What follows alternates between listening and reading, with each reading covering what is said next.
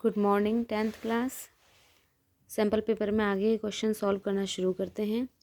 ये सभी जो भी अब तक कराएं सभी इम्पॉर्टेंट हैं। इनमें से कोई ना कोई क्वेश्चन आपका पेपर में ज़रूर आएगा, तो सारे क्वेश्चन साथ के साथ याद करते चलें, कोई भी कल के लिए ना छोड़ें, क्योंकि दोबारा और नए क्वेश्चन कराती जाऊँगी तो दोबारा रिविज़न का आपको टाइम मिल नहीं पाएगा।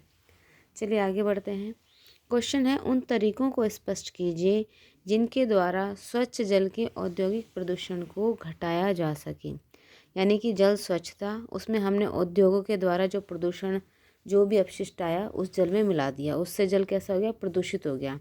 तो ये तो हर जगह हो रहा है, प्रदूषण तो होगा होगा, लेकिन इस प्रदूषण को घटा कैसे सकते हैं, यानी प्रदूषण को हम कम कैसे कर सकते हैं। तो चलो देखते हैं। उद्योगों द्वारा कार्बनिक तथा अकार्बनिक अपशिष्ट पदार्थों को उपचारित किए बिना नदी में प्रवाहित करने से जल प्रदूषण फैलता है। यानी हम क्या करते हैं, उद्योग धंधे जो स्थापित कर दिए तो उसके द्वारा जो भी गंद निकलता है, जो भी केमिकल रसायन युक्त अपशिष्ट निकलता है, उसका कोई ट्रीटमेंट नहीं करते और कैसा करते हैं, जल में फैला देते हैं। इससे जल क्या हो जाता है, प्रदूषित हो जाता है। तो इसके नियंत्रण के लिए हमें क्या करना चाहिए। सबसे पहला तो यही दिया है कि विभिन्न प्रक्रियाओं में जल का न्यूनतम उपयोग किया जाए। यानी कि हम अपनी तरफ से ये कोशिश करें कि जल का कम से कम उपयोग किया जाए। जहाँ पर अगर 1 बाल्टी पानी की ज़रूरत है तो 1 ही बाल्टी इस्तेमाल किया जाए, 10 बाल्टी पानी का इस्तेमाल ना किया जाए, क्योंकि वैसे ही जल लिमिटेड है। तो सबसे पहले तो ये है कि जल का हम कम से कम उपयोग करेंगे। दूसरा, जल का 2 या 2 से अधिक अवस्थाओं में पुनः चक्रण द्वारा उपयोग करना।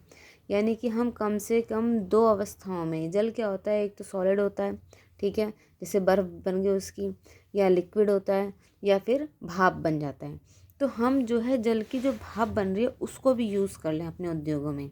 यानी उसकी कम से कम 2 अवस्थाओं को तो हम अपने उद्योगों में उपयोग कर ही लें। वो कैसे करेंगे, पुनर्चक्रण द्वारा। पुनर्चक्रण पता है ना, पानी जब उबलता है तो भाप बनती है, उस भाप को यूज़ करो, उसके बाद वो ऊपर जाकर ठंडा होता है, फिर पानी की बूंदें बनती हैं, तो पानी की बूंदें शुद्ध होती हैं। तो इस प्रक्रिया को अपनाते हुए हम जल का ज़्यादा से ज़्यादा उपयोग कर सकते हैं। नेक्स्ट है, भौम जल के स्तर को बनाए रखने हेतु वर्षा जल। भौम जल मतलब भूमि के अंदर, धरती जो है पानी को सोख लेती है, तो वो जल स्तर होना बहुत ज़रूरी है। जब धरती पानी को सोखेगी तभी तो हम अपने मोटर चलाकर पानी अपनी टंकियों में भरते हैं, तो धरती उसको सोख सके, इससे धरती के ऊपर पानी पड़ना भी चाहिए। तो वर्षा के जल को हम संग्रहित करें।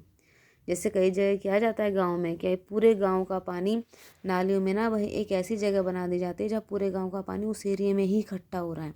कोई बहुत बड़ा सा चौड़ा सा तालाब बना दिया, अब क्या होगा, वहाँ पानी इकट्ठा होगा, वहाँ की धरती उस जल को पिएगी और धरती का क्या बढ़ेगा, वाटर लेवल बढ़ जाएगा।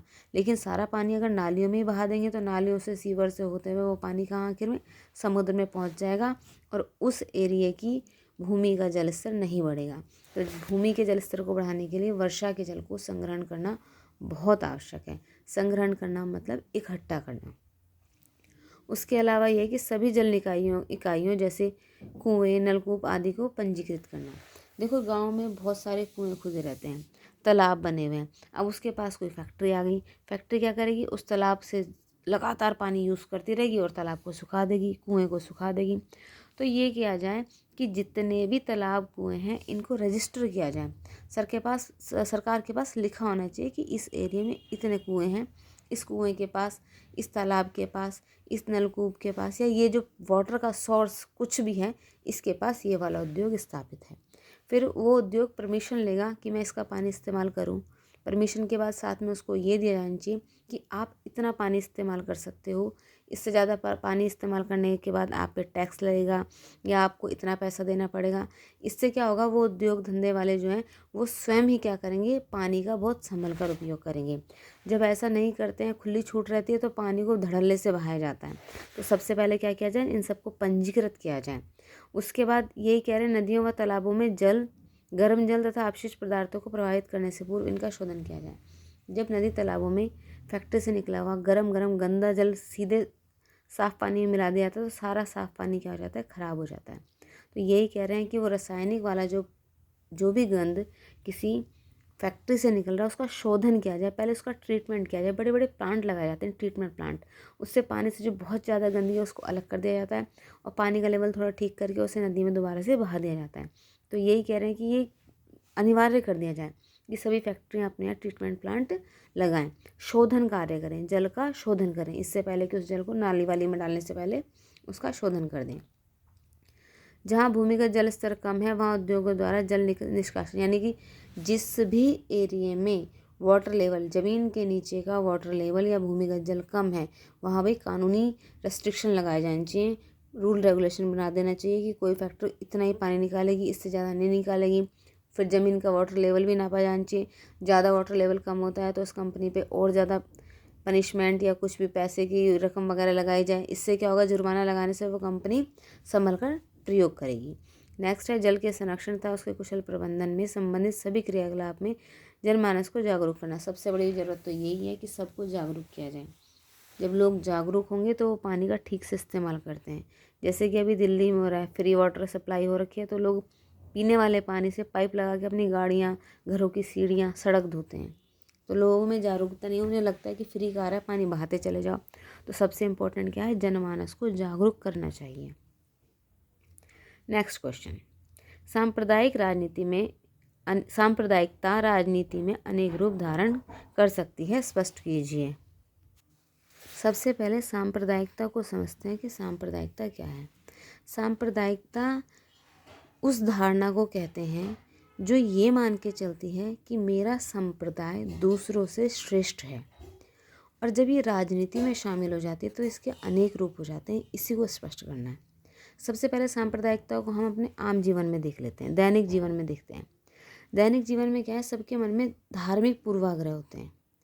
पूर्वाग्रह मतलब पहले से ही हमारे किसी चीज़ को लेके अपने विचार फिक्स हो गए हैं कि ऐसा ही होता है।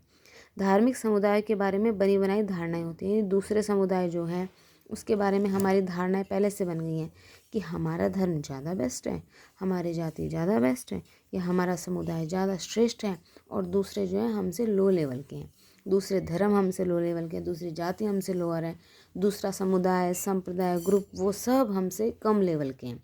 तो जब हमारे दिमाग में पहले से ये बात बैठ जाती है तो सांप्रदायिकता के बीज उगने लगते हैं हमारी खोपड़ी में। अब धीरे धीरे क्या होगा, सांप्रदायिक सोच अक्सर अपने समुदाय का राजनीतिक प्रतिनिधित्व करने की फिराक में रहती है। जो सांप्रदायिक सोच के लोग होते हैं वो सोचते हैं कि राजनीति में जो प्रभुत्व स्थापित हो, यानी जो सबसे बड़ा लीडर बने, वो हमारी जाति का, हमारे ही धर्म का होना चाहिए। ऐसे बहुसंख्यक लोग क्या करते हैं, अपने समुदाय के लोग को कोई लीडर बनाना चाहते हैं। तो ऐसे में सांप्रदायिकता किसका रूप ले लेती है, बहुसंख्यकवाद का रूप ले लेती है। और जो अल्पसंख्या में, जो कम संख्या में लोग हैं, वो अपना दूसरा राजनीतिक ग्रुप बना लेते हैं। तो ये भी तो सांप्रदायिकता का एक रूप हो गया, जो बहुसंख्य और अल्पसंख्यक के नाम पर लोगों को डिवाइड कर रही है। उसके बाद है सांप्रदायिक आधार पर राजनीतिक गुटबंदी। अब लोगों के राजनीतिक गुट बन जाते हैं सांप्रदायिकता के आधार पर। जाति में, धर्म के आधार पर लोग अपने गुट बना लेते हैं, और सिर्फ वो क्या सोचते हैं, अपने हितों के बारे में सोचते हैं। यानी राजनीति में जो भी काम करेंगे वो अपने फ़ायदे के लिए करेंगे, अपने ग्रुप के लिए, अपने संप्रदाय का फ़ायदा हो, दूसरा संप्रदाय से उन्हें कोई मतलब नहीं होता। तो कई बार सबसे गंदा रूप सांप्रदायिकता क्या होता है, जब वो हिंसा का रूप ले लेती है। अपने धर्म, अपने संप्रदाय, उसको सही साबित करने के लिए लोग दूसरे लोगों को मारने लगते हैं, दंगे करते हैं, नरसंहार करते हैं। तो ये सांप्रदायिकता का एक अलग रूप उभर के सामने आता है। ऐसा तब सबसे ज़्यादा देखा गया था जब भारत और पाकिस्तान दोनों का विभाजन हुआ था, और उस समय पे क्या हुए थे, सांप्रदायिक दंगे हुए थे। अब नेक्स्ट क्वेश्चन की तरफ हम आगे बढ़ते हैं। नेक्स्ट क्वेश्चन कहता है कि लोकतांत्रिक देशों में राजनीतिक दलों की आवश्यकता का वर्णन कीजिए। यानी ये क्वेश्चन कह रहा है कि लोकतंत्र अच्छी चीज़ है, देशों में लोकतंत्र होना चाहिए, हम अपने नेता को खुद चुनें। तो ये ज़रूरी है कि नेता कोई ना कोई पार्टी ज्वाइन करे। जैसे आप भी देखते हो कोई कोई लोग चुनाव में खड़े होते हैं, वो बोलते हैं, पार्टी को हिंदी में दल कहते हैं, तो कहते हैं मैं किसी दल की तरफ से नहीं हूँ, मैं निर्दलीय चुनाव लड़ूंगा। तो अब क्वेश्चन यही है, जब निर्दलीय व्यक्ति चुनाव लड़ सकता है, जीत सकता है, हम उसे लोकतंत्र में शामिल करते हैं, तो हमें दलों की ज़रूरत ही क्या है। तो आंसर ये है कि भाई दल बहुत बहुत ज़रूरी हैं। क्यों? क्योंकि राजनीतिक दल जब होते हैं तो उसी के आधार पर लोकतांत्रिक व्यवस्था टिकी हुई है। जब समाज बहुत ही बड़ा है और ऊपर से हमारा समाज जटिल भी है, अलग अलग भाषा के लोग हैं, अलग अलग भाषा में भी, एक भाषा में भी 10 तरह की बोली हैं, पहनावा अलग है, खान पान अलग है, विचारधारा अलग है, संस्कृति अलग है। अब ऐसे में कोई दल अगर बनता है, किसी एक संस्कृति का प्रतिनिधित्व कर रहा है, दूसरा दल दूसरी संस्कृति, दूसरे पहनावे या दूसरे एरिया के लोगों का प्रतिनिधित्व कर रहा है, तो जब अलग अलग दल के लोग आते हैं, फिर उनमें से लोग चुने जाते हैं, तो अपने अपने जिस भी संप्रदाय से, जिस भी दल से, जिस भी क्षेत्र से आते हैं, वहाँ की समस्याओं को सबके सामने रखते हैं, समस्याओं को बताते हैं और उसके आधार पर सरकार फिर चलाई जाती है। लेकिन अगर ऐसा ना हो, बस निर्दलीय व्यक्ति चुनाव लड़ ले, तो निर्दलीय व्यक्ति किसी एक स्पेशल पूरे दल को रिप्रेजेंट नहीं कर पाता है। ना ही निर्दलीय व्यक्ति अपने ऊपर कोई रेस्पॉन्सिबिलिटी लेता है। जब वो जीत गया तो वो अपने एरिया का जिस जिस एरिया से वो जीता है, बस वहीं के लिए थोड़ा बहुत कार्य करेगा। पूरी सरकार के लिए उसकी कोई जिम्मेदारी होएगी नहीं, क्योंकि वो तो किसी दल से जुड़ा ही नहीं है, वो तो स्वतंत्र उम्मीदवार है। तो बस जिस एरिया से जुड़ा है उसके लिए काम करेगा। तो देश का क्या होगा, सब बस अपने अपने प्रतिनिधित्व क्षेत्र में देखेंगे, निर्वाचन क्षेत्र में देखेंगे कि जहाँ से वो निर्वाचित हुए वहाँ के लिए थोड़ा बहुत काम करेंगे, बाकी किसी के लिए उनकी जवाबदेही होगी नहीं। लेकिन जब पार्टी होगी, एक दल से जुड़ जाएंगे, तो उस दल के सभी कार्यों से वो जुड़े रहेंगे, उस दल की सभी नीतियों को उन्हें फॉलो करना पड़ेगा। अब पूरा जो दल होता है वो देश में सरकार चला रहा होता है, वो जो भी नीति बनाता है पूरे देश को ध्यान में रख के बनाता है। इसलिए देश में राजनीतिक दलों का होना बहुत ज़रूरी है, ताकि जवाबदेही, जिम्मेदारी तय की जा सके। और अगर राजनीतिक दल नहीं होंगे, सब निर्दलीय चुनाव लड़ेंगे, तो देश को चलाने की जिम्मेदारी किसी के ऊपर नहीं हो पाएगी। इसलिए राजनीतिक दलों का होना अति आवश्यक है।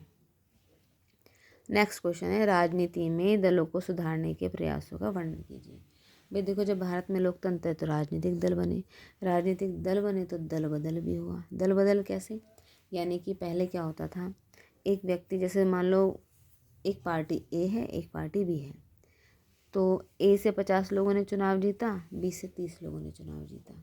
लेकिन बी पार्टी के पास पैसा ज़्यादा है और कुछ 80 सीट थी, अगर 40 से ज़्यादा सीट हो जाती हैं जीत जाते हैं। 50 वाला तो ऑटोमेटिकली पहले ही जीत गया, क्योंकि उसे 50 सीट मिली है। लेकिन बी वाले ने क्या किया, ए वालों को फुसला के अपनी तरफ मिला लिया, फुसला के, पैसे दे के, रिश्वत से, कैसे भी।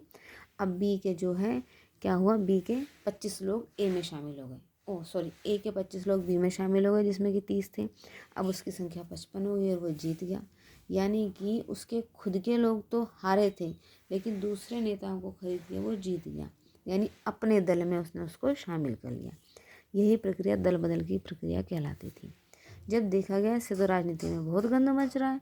गंद कैसे, सारे के सारे नेता जहाँ ज़्यादा पैसा मिलता उसी पार्टी में भाग जाते थे। तो उसके लिए संविधान में संशोधन किया गया।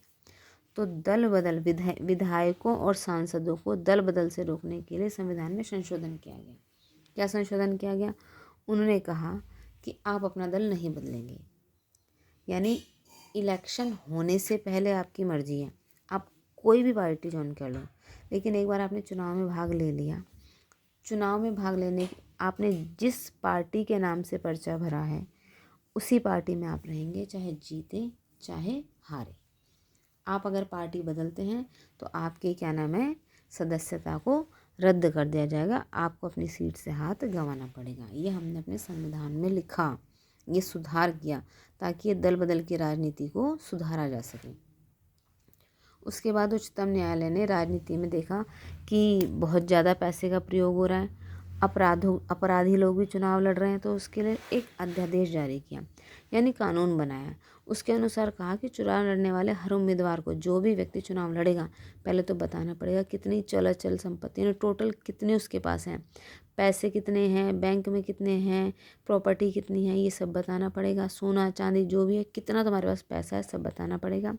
उसके बाद बताना पड़ेगा तुम्हारे खिलाफ कोई आपराधिक मामला तो नहीं है, मामला चल रहा है तो कहाँ तक पहुँचा है। तो इन सब बातों का जिक्र उसे अपने, जब वो पर्चा भरता है यानी शपथ पत्र भरता है, तो उसमें करना पड़ेगा कि मेरे पास इतने पैसे हैं, इतनी गाड़ी हैं, इतना सोना चांदी है, और मेरे इस जुर्म के मामले में मेरे ऊपर केस चल रहा है।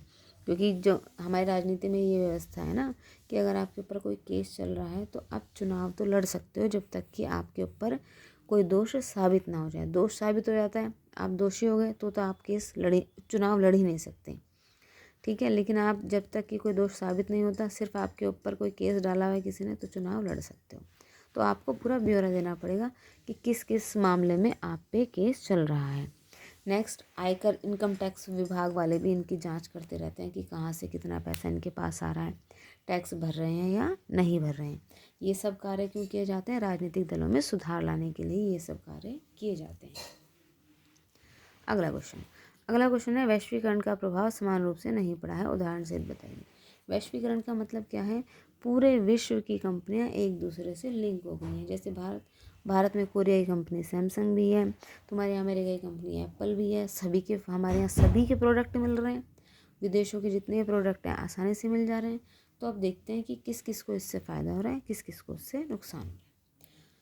तो उत्पादों और श्रमिकों पर वैश्वीकरण का समान प्रभाव नहीं पड़ा है। देखो, एक तो होता है उत्पादक जो प्रोडक्शन करवा रहे हैं, फैक्ट्री का मालिक। दूसरा है श्रमिक जो वहाँ पे फैक्ट्री में काम कर रहे हैं। तो ये कह रहे हैं सब पे समान प्रभाव नहीं पड़ा है। जैसे हमारे यहाँ पे एक कंपनी है, वो साबुन बनाती है, ठीक है, तो उसका जो मालिक है अच्छा खासा पैसा कमा रहा है, तो वो अपने श्रमिकों को भी अच्छे खासे पैसे देता है, सैलरी देता है ठीक ठाक। अब ऐसे में क्या हुआ, विदेशी कंपनी हमारे देश में आ गई। जो भारत का व्यक्ति साबुन बना के बेच रहा था, वो 10 रुपये का साबुन बेच रहा था। अब विदेशी कंपनी आ गई, 10 कंपनी आ गई एक साथ। 10 कंपनियाँ क्या कर रही है, सारी की सारी 9 रुपये का साबुन बेच रही हैं। अब सब 9 रुपये का साबुन बेच रही हैं, इसका साबुन 10 रुपये का था। तो लोग क्या सोचने लगे, भाई हम तो फॉरेन की जो कंपनी यहाँ पर आई है ना, वो ज़्यादा बेटर है, उसका साबुन खरीदेंगे और सस्ता भी है। तो इसको क्या करना पड़ेगा, मजबूरी में अपने साबुन के प्राइस कम करने पड़ेंगे। तो कंपटीशन बढ़ जाता है। वैश्वीकरण से जो उत्पादन करने वाले उत्पादक हैं, उनके सामने कंपटीशन, प्रतिस्पर्धा बढ़ जाती है। ऐसे में उनके लिए ज़रूरी है अपना प्रोडक्ट सुधारें। प्रोडक्ट नहीं सुधारा, प्रोडक्ट की क्वालिटी नहीं सुधारी तो लोग नहीं खरीदेंगे। और उत्पादन के बाद जो उपभोक्ता है उसको क्या फ़ायदा हुआ है, उपभोक्ता के सामने ऑप्शन हो गए। पहले उपभोक्ता मतलब कस्टमर के सामने क्या था, एक ही साबुन बना रहा था तो वही खरीदना है, हमारे पास कोई ऑप्शन ही नहीं है। अब वैश्वीकरण की प्रक्रिया शुरू हो गई तो बहुत सारी कंपनी आ गई हैं यहाँ पर। तो बहुत सारी कंपनी आ गई तो हम किसी का भी साबुन खरीद सकते हैं। तो हमारे सामने क्या हो गया, ऑप्शन। जो हमें सस्ता देगा, अच्छी क्वालिटी देगा, हम उसको खरीदेंगे। तो उपभोक्ता के लिए फ़ायदा हुआ, उसके सामने ऑप्शन ज़्यादा हो गए और उसको कम कीमतों पर या जायज़ कीमतों पर वस्तुएं मिलने लगी। लेकिन उत्पादक के लिए क्या हो गया, कंपटीशन बहुत ज़्यादा बढ़ गया। अब कंपटीशन बढ़ गया, उसे अपनी वस्तुओं की कीमत तो कम करनी पड़ रही है। तो लागत वो सोचेगा कि खर्चा कैसे ना कैसे तो कम हो, तो वो श्रमिकों की तनख्वाह कम कर देते हैं ऐसे में। अब श्रमिकों की तनख्वाह कम कर दी तो उन्होंने एक और उपाय अपनाया कि परमानेंट श्रमिक ना रखकर वो कॉन्ट्रैक्ट पे श्रमिक रखने लग गए। अब कॉन्ट्रैक्ट पे श्रमिक रखेंगे तो श्रमिकों को तो नुकसान होगा, क्योंकि जब परमानेंट श्रमिक को रखा जाता है तो उसकी सैलरी फिक्स हो जाती है, उसके क्या नाम है, फिर उसे फंड वगैरह भी मिलता है, छुट्टियां भी निश्चित हो जाती हैं। और जब इसे कॉन्ट्रैक्ट पे रखा जाता है तो छुट्टियां भी कम हो जाती हैं, बाकी सभी चीज़ों में उनको घाटा होने लगता है। ऐसा नहीं है कि श्रमिकों के सामने भी बहुत सारे ऑप्शन नहीं खुले, श्रमिकों के लिए भी रोज़गार के अवसर बढ़े। लेकिन वही सभी कंपनियां उनको कॉन्ट्रैक्ट पे रखने लगी, परमानेंट करने का काम कम हो गया।